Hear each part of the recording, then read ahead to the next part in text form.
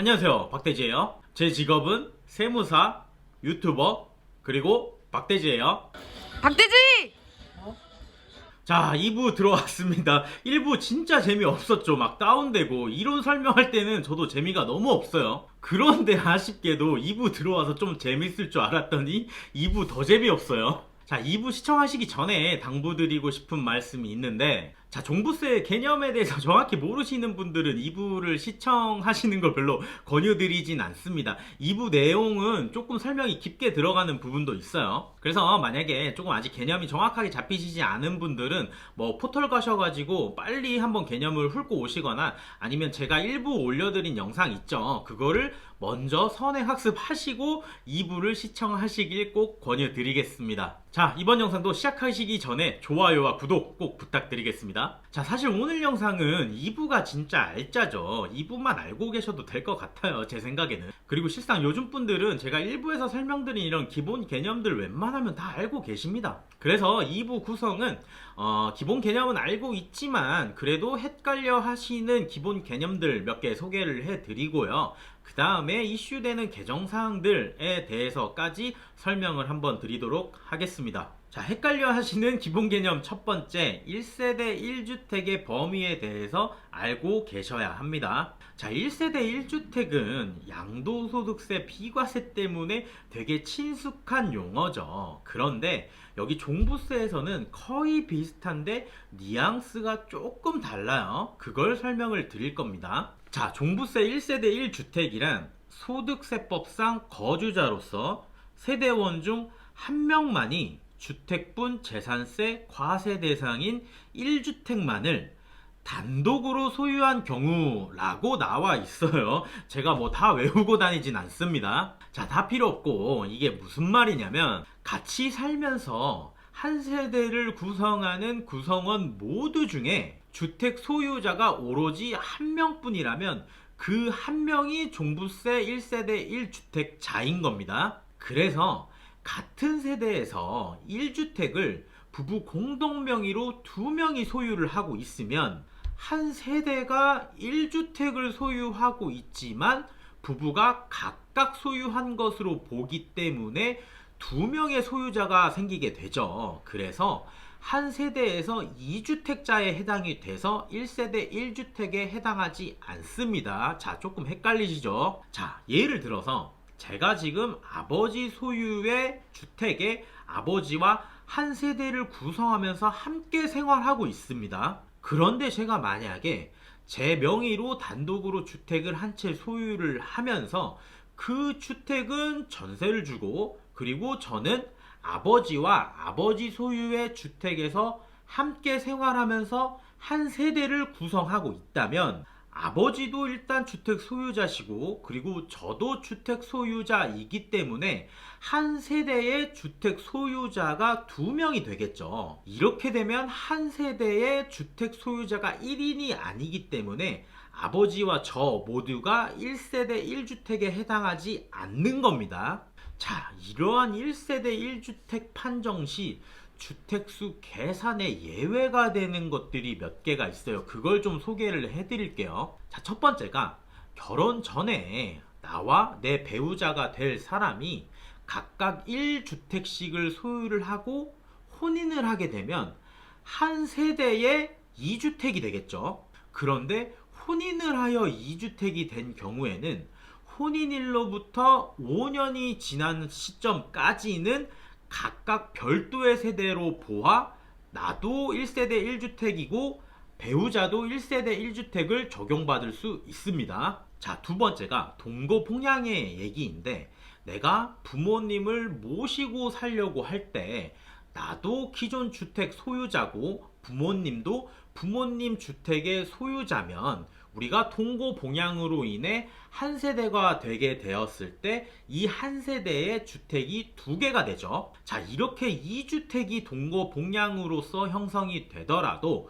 동거봉양한 지 10년이 되는 날까지는 나와 내 부모님을 별도의 세대로 보아서 나도 1세대 1주택 그리고 부모님도 1세대 1주택을 적용받을 수 있습니다. 자, 그리고 세 번째는 내가 지금 1주택을 소유하고 있으면서 다른 부동산은 주택이 아닌 주택 부수 토지만을 소유하고 있는 경우가 있을 수 있습니다. 이 경우에는 한 세대 2주택이 되는 것이 아니라 1세대 1주택 규정을 적용받는 겁니다. 자, 그리고 마지막으로 네 번째는 합산배제 임대주택을 신고한 1주택과 그리고 그 외 1주택을 소유한 경우에는 총 주택수가 2주택이 되지만 임대주택 외에 나머지 다른 주택에 주민등록 등본을 전입신고하고 실제로 거주하고 있다면 1세대 1주택 규정을 적용받을 수 있습니다. 자, 제가 설명을 빠르게만 이렇게 지나가면서 말씀을 드려가지고 좀 판단이 빨리빨리 안 되실 수 있습니다. 이거는 다시 뒤로 가셔서 한 번 더 들으세요. 크게 어려운 내용은 아닙니다. 자, 두 번째 기본 개념은 주택수를 판정하는 방법에 대해서 조금 알아볼 거예요. 자, 제가 일부에서 말씀드렸지만 종부세는 재산세를 기반으로 파생된 세목이기 때문에 주택수에 대한 판정은 원칙적으로 재산세 과세 대상 기준인 주택수로 판정하는 것이 원칙입니다. 그래서 납세자별로 전국에 있는 재산세 과세 대상인 주택의 수를 합한 그 수가 종합부동산세 과세 대상이 되는 주택의 수가 되는 게 원칙이에요. 자, 이것도 조금 헷갈려 하시는 유명한 케이스를 몇 개 소개시켜 드리도록 하겠습니다. 자, 케이스 첫 번째가 서울에 2개 주택을 소유한 상태에서 그중 하나의 주택은 합산배제 임대주택으로 등록을 하였고, 그리고 그 외에 서울 외에 대구에 한 채의 주택을 또 소유하고 있다면 총 3개의 주택으로서 중과세율을 적용받는 것이 아니라 일반세율을 적용받는 겁니다. 왜냐하면 서울의 2개 주택 중 1개 주택이 합산배제 임대주택으로 등록이 되어 있기 때문에 주택수 산정에 포함하지 않는 거죠. 그래서 총 보유 주택은 3주택이지만 합산배제로 인해서 2주택이 되는 거고, 이래서 일반세율을 적용받게 되는 겁니다. 자, 케이스 두 번째. 자, 서울에 부부 공동명의로 주택을 한 채 소유를 하고, 그리고 세종시에 주택을 1개 소유하고 있다면 이거는 중과세율 대상입니다. 자, 왜냐하면 아시다시피 서울과 세종은 모두 조정대상 지역이죠. 그리고 서울에 보유한 부부 공동명의의 주택은 공동명의로서 보유하더라도 주택수를 산정할 때는 1개 주택 전체를 소유한 것으로 봅니다. 그래서 조정대상 지역 2주택자에 해당되죠. 그래서 중과세율이 적용되는 겁니다. 자, 세 번째는 두 번째와 비슷한 케이스인데, 부부가 서울에 주택 2채를 50%의 비율로 각각 공동명의로 소유하고 있다면 부부가 각각 조정대상 지역 2주택 소유자가 되는 거고, 각각 중과세율을 적용받게 되는 겁니다. 이거는 앞서 설명을 드렸지만 공동명의여도 주택수 판정 시에는 한 주택으로 보기 때문인 거죠. 자, 케이스 네 번째. 자, 부산에 주택을 2채 소유하고, 그리고 강원도에 주택 부속 토지를 소유하고 있다면 3주택, 즉 다주택자에 해당되기 때문에 중과세율 적용 대상입니다. 아까도 말씀드렸지만 주택 부속 토지도 1개의 주택으로 본다고 했어요. 왜냐하면 일부에서 말씀드렸는지는 모르겠지만 주택 부속 토지도 주택수 계산 시에는 1개 주택으로 보기 때문이죠. 자, 지금 말씀드린 이 케이스들도 처음에 딱 들었을 때는 좀 와닿지 않을 수 있습니다. 이해가 한 번에 되지 않을 수 있어요. 한 번 더 돌려보시면 이해가 되실 겁니다. 아주 어려운 내용은 아니에요. 자, 마지막 기본 개념은 조정 대상 지역의 판단입니다. 자, 우리가 일반세율인지 중과세율인지 판단을 할 때 그 중과세율이 조정 대상 지역에 2주택 이상 소유를 하면 중과세율 적용 대상이죠. 그런데 조정 대상 지역의 지정 또는 해제는 과세 기준일인 6월 1일 기준으로 판단을 하시면 됩니다. 자, 예를 들어서 6월 1일을 기점으로 이 이전에 조정 대상 지역이 해제가 되었다면 그곳은 그냥 일반 지역에 해당이 되는 겁니다. 이와는 반대로 6월 1일 기점으로 그 이후에 조정 대상 지역으로 지정이 되었다면 그 지역은 조정 대상 지역이 되는 겁니다. 이건 뭐 간단하죠. 자, 이제 드디어 개정사항에 대해서 알아보도록 하겠습니다. 사실 이 부분이 제일 궁금해 하시는 부분이죠. 자, 2021년부터 적용되는 개정사항들에 대해서 총 5가지가 있는데 중요 순서대로 제가 한번 말씀드리도록 하겠습니다. 자, 우선 개정사항 첫 번째. 자, 부부 공동명의 1주택자도 1세대 1주택 단독세대와 마찬가지로 종합부동산세를 계산할 수 있도록 개정이 되었습니다. 자, 무슨 말이냐면 이건 뭐 지금 어제 오늘 막 뉴스에 나오고 있는 내용이라 다들 아실 것 같은데, 제가 일부에서 말씀드린 세액공제가 있죠. 고령자 공제와 보유공제. 사실 이 두 가지 세액공제는 단독 1세대 1주택자에게만 적용이 되는 세액공제입니다. 그래서 부부 공동명의의 1주택자들은 각각 과세 기준 금액인 6억 원, 그러니까 6억 원씩만 기본공제를 적용받고 이러한 고령자 공제나 장기 보유 공제는 적용받지 못했죠. 그런데 이게 좀 형평에 맞지 않다는 이견 때문에 부부 공동명의 1주택자들에게도 단독 1세대 1주택자들처럼 과세 기준금액 공제 9억 원과 그리고 고령자 공제, 장기 보유 공제까지 적용을 받을 수 있도록 선택권을 준 겁니다. 그래서 이제 결론적으로 부부 공동명의 1주택자이신 분들은 기존 방식과 동일하게 각각 6억 원씩 12억 원을 공제받을지, 아니면 단독 1세대 1주택자의 기존 방식처럼 9억 원을 공제받고 고령자 공제와 장기 보유 공제를 적용받을지, 그러니까 이 두 가지 방법 중에서 유리한 방법을 선택할 수 있도록 개정이 된 거예요. 이거는 엄청난 개정입니다. 자, 개정사항 두 번째, 세율을 높였습니다. 특히 법인은 이제 큰일 났어요. 자, 일단 개인의 경우에 일반 세율은 과세표준 구간별로 0.1%에서 0.3%씩 증가를 시켰습니다. 중과세율은 0.6%에서 2.8%까지 증가를 시켰어요. 많이 증가시킨 겁니다, 이 정도면.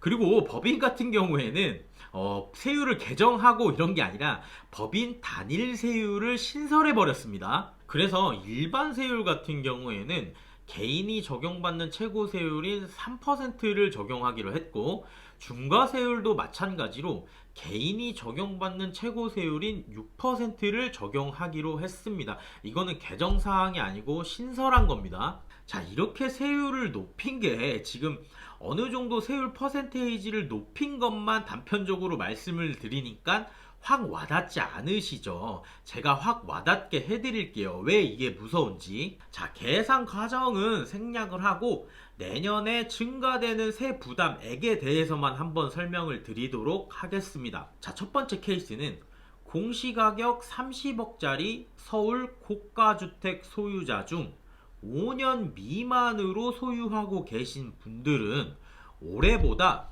내년에 종합부동산세를 1,000만원 정도를 더 내셔야 합니다. 두 번째가 공시가격 15억 상당의 주택을 서울에 2채 보유하고 계신다면 올해보다 내년에는 4천만원 정도를 종합부동산세를 더 내셔야 합니다. 중형차 한 대 값 정도 더 내셔야 해요, 세금으로. 자, 마지막으로 서울, 대구, 부산에 각각 공시가격 15억, 13억, 8억 짜리를 소유하고 계시는 다주택자이신 분들은 내년에 올해보다 종합부동산세를 6,500만원 정도를 더 내셔야 합니다. 어마어마하죠, 이제. 자, 여기서 특징들이 좀 보이는데요. 일단 조정 대상 지역의 고가주택을 소유하고 계신 분들과 다주택자를 중심으로 세 부담액이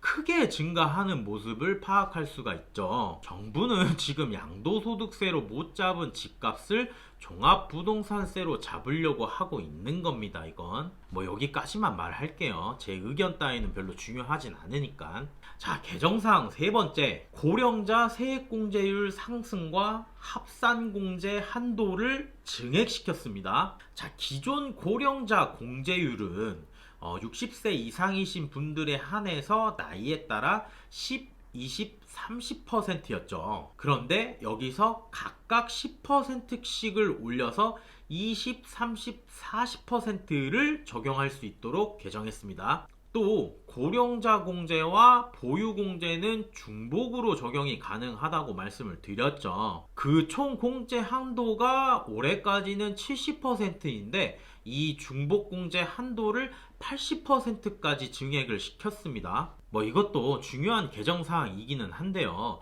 누구 좋으라고 이런 개정을 한지는 잘 모르겠습니다.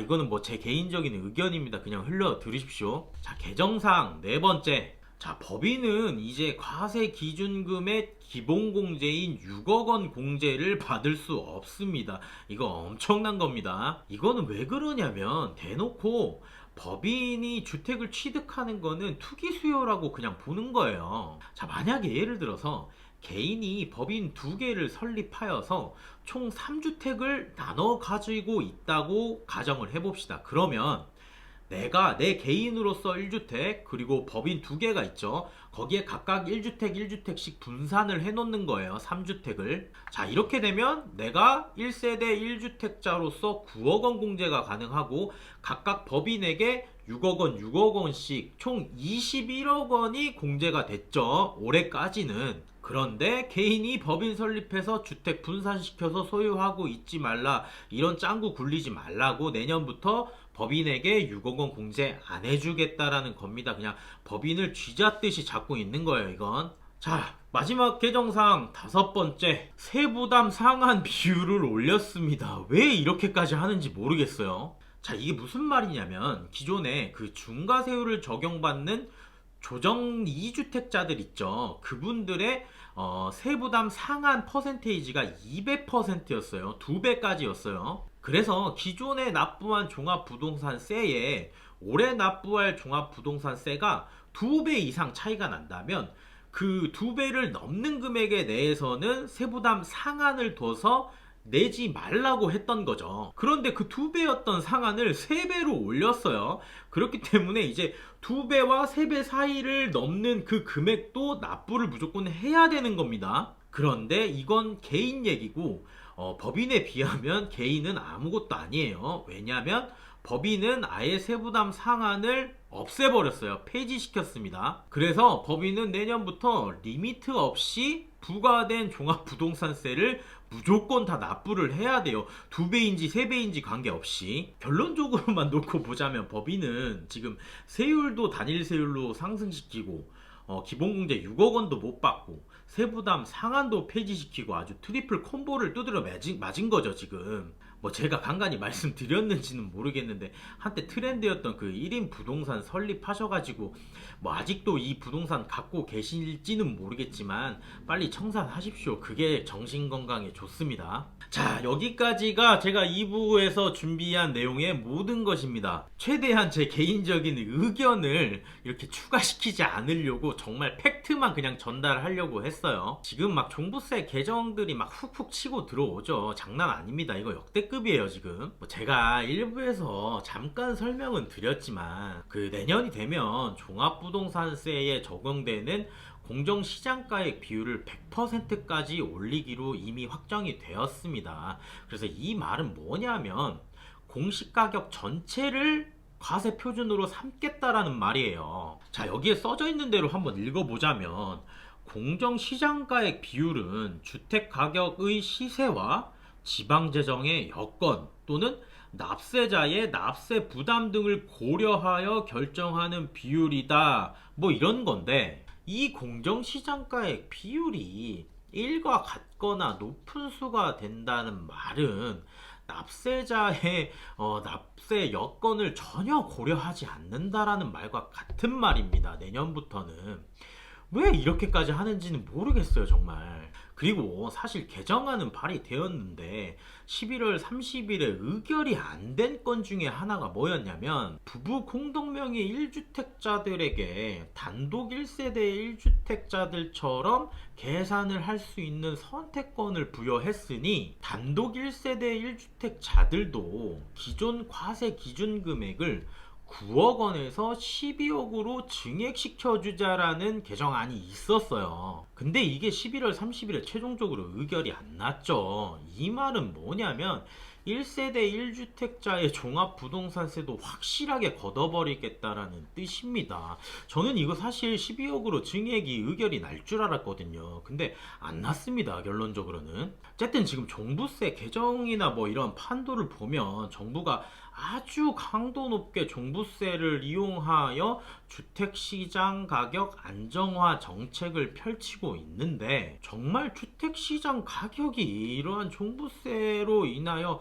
안정화가 될지는 관련 종사자로서 살짝 의문이 드는 부분입니다. 어쨌든 오늘도 긴 영상 시청해 주셔서 감사하고요. 이번 영상도 유익하셨다면 좋아요와 구독 꼭 부탁드리겠습니다.